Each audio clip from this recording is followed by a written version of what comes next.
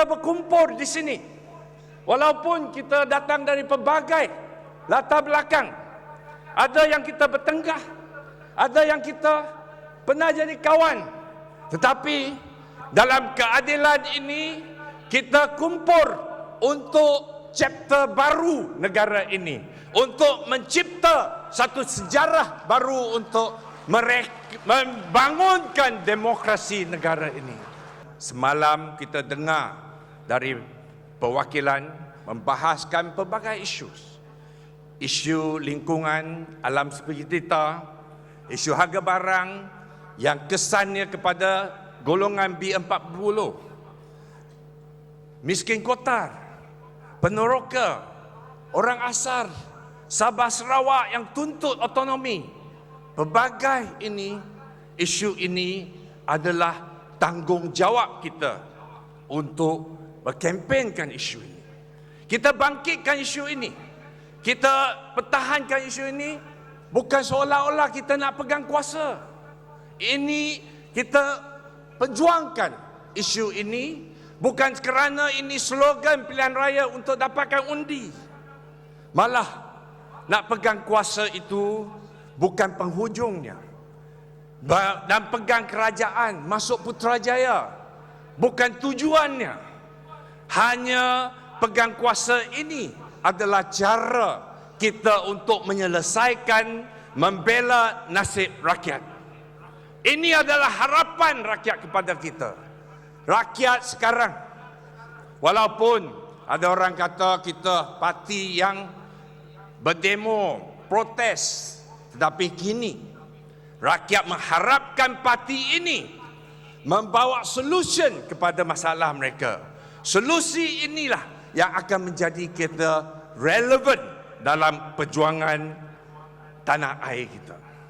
Memang kita ada persaingan dalam parti. Tapi kalau kita boleh cantumkan populariti Han Isaac dengan populariti ultimate, parti kita lebih kuat di Ampang. Parti kita akan menjadi lebih kuat di seluruh Malaysia.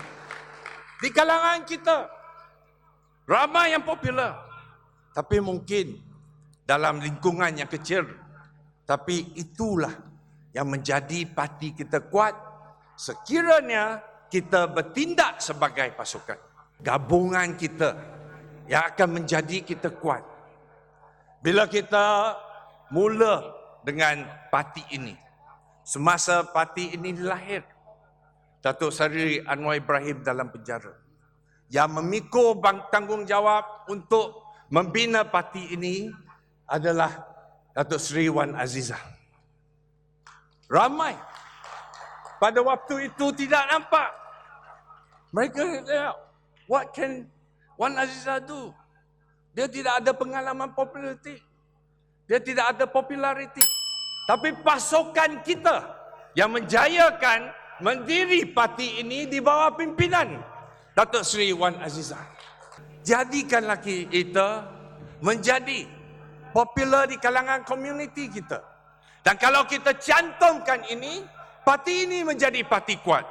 Kalau populariti ini untuk egoisme, tidak berdisiplin, dia menjadi kanser dalam parti ini. Dia akan menjadi satu perkara yang akan mempecahkan parti ini. Oleh itulah kita harus ingat, kuatkan parti, bertindak sebagai pasukan. Saya pernah sebut, keadilan ini harus melebihi daripada Anwar Ibrahim. Keadilan must live beyond Anwar Ibrahim. Kita tidak bergantung kepada Anwar seorang saja. Memang sebagai ahli kita bertanggungjawab untuk menghormati Presiden sebagai institusi parti. Bukan saja sebagai teman, tetapi kita harus hormati kepimpinan. Sekiranya kita bersungguh-sungguh nak berusahakan, bukan saja kita nak jadikan Anwar Ibrahim menjadi Perdana Menteri, malah semua presiden yang akan datang dalam masa depan adalah tanggungjawab kita untuk menangkan menjadi Perdana Menteri. Anwar bukan saja kita usaha untuk dapat kuasa, tetapi adalah tanggungjawab kita untuk mengukir sejarah, untuk meletakkan saudara Anwar Ibrahim dalam sejarah Malaysia sebagai tokoh yang mengubah landscape demokrasi negara kita. Itulah legasi yang ini kita harus lakukan dalam parti ini. Itulah tanggungjawab setiap anggota di dalam dewan ini dan juga pada generasi yang akan datang. Inilah kerja kita. Dengan ini, dengan saya yang akan mengakhiri penggal saya sebagai naib presiden, saya ucapkan ribuan terima kasih kepada semua, termasuk pengkritik dan penentang, kerana inilah mereka-mereka yang ingatkan diri saya, kekurangan saya sendiri, kelemahan saya sendiri, dan saya mohon maaf sekira ada yang tersinggung, ada yang rasa